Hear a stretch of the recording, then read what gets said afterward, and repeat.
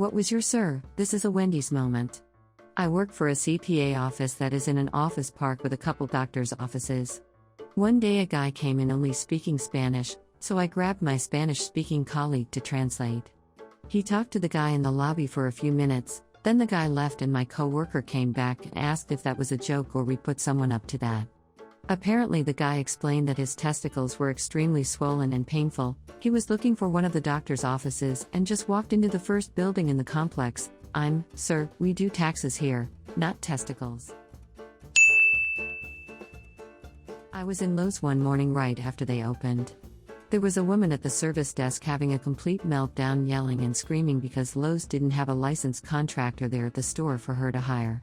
She apparently woke up that morning and decided she needed a deck like that same day and thought she could just go to Lowe's and have someone immediately start building a deck.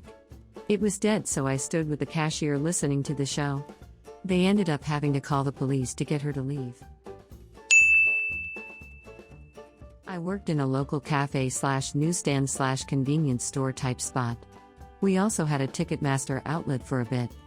Our small town had an annual concert that usually ran 2 or 3 nights. It was really popular with the local folks, so it brought in a lot of foot traffic with people buying tickets. My boss was honestly a small business mastermind. That was the extent of our involvement. We sold and printed gate passes. On night 1 of the event, I was closing the store as usual. At 10 p.m. an irate woman called wanting to file a noise complaint about the concert. I was like, "Ma'am, you must have the wrong number, this is local cafe."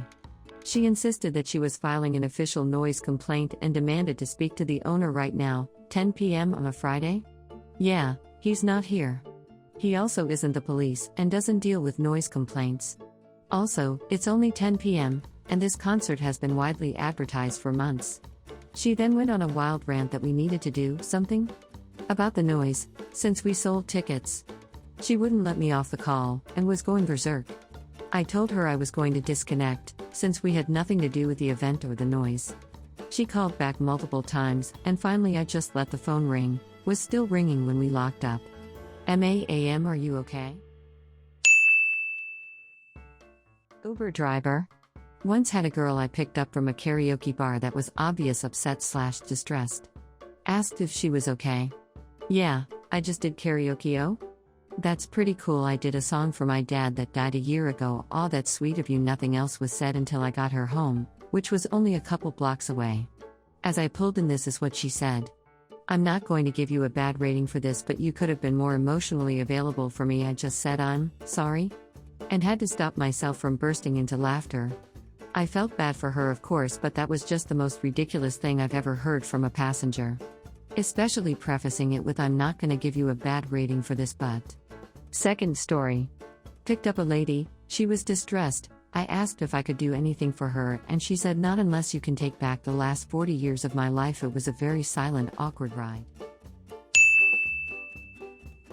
I worked at Wendy's throughout high school, and some lady ordered a burger meal at the drive-thru.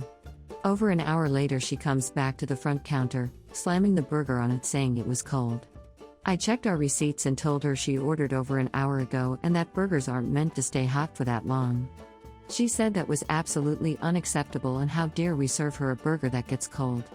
She then proceeds to ask me for my full name and details so she could sue me, at the same time freaking out when I didn't have a pen to give her to write down my info.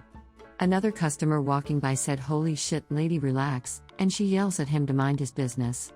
He says, "Well, I just feel bad for this poor employee you're yelling at. If you don't want to eat here, go somewhere else." Bless his soul, I was only 17 and was so shook. I've told this story tons of times to my friends/family because it's one of my favorite Domino's stories. This happened somewhere around 2017 to 2018. One day it was really slow at work at Domino's. I was still a relatively new insider, only a few months into what would be about 4 years, and still in school, so I was hoping that it would stay slow so I could go home so I can cheat on my math homework, play some League of Legends, and get some sleep since my school started an hour earlier than other schools in the area. A woman, probably mid-40s, comes in to order a pizza. She's pretty chill, and we're just chatting while she's ordering because there really isn't much to do otherwise since we already cleaned the store and oven and all that. After she gets her pizza all done up, I ask her if she'd like any drinks. She's like, "Oh, what do you guys have?" I'm running down the drink options and she notices Coca-Cola and looks at me wide-eyed like she just saw someone get hit by a car. "Don't you know they put human embryos in Coke?" "I'm sorry?"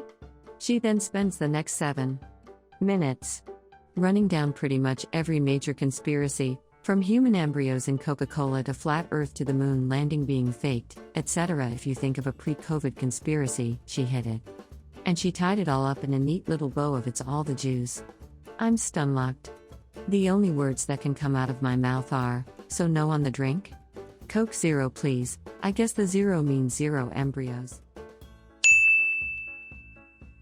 I work as a cashier at a home goods store. I'm very friendly and honestly treasure my customer interactions. I was doing my usual patter, "Hi there, how are you doing? Did you find everything all right?"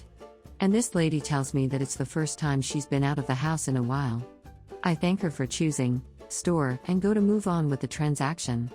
She raises her shirt, shows me a huge angry red incision on her stomach and starts telling me about her recent hysterectomy. The stitches hadn't even been removed yet. I sort of nod and smile and try to pivot to her total so I can move on with the massive line that's building, and she won't stop talking. I had to call for a backup cashier, while getting a very detailed description of surgery, uterine cancer, and the recovery process. She didn't drop her shirt the entire time. I work as a facilities manager for a company with a few hundred locations around the country. Back at the end of 2020, I was having trouble getting in touch with a vendor we had a contract with to do some work around one of our offices. Nothing big. I figured he just ghosted us, so I began looking for another vendor who could take over the work. After 2 months of radio silence, vendor 1 calls me out of the blue and was clearly very drunk and crying at 1 p.m. on a weekday. Turns out he had gotten COVID, was hospitalized, got blood clots in both legs, and had to have them both amputated. He called me while I was at work and told me his whole life story. I ended up staying on the phone with him for about 30 to 45 minutes, and I helped him track down a grief counselor. Hopefully he went. I still wonder how he's doing sometimes.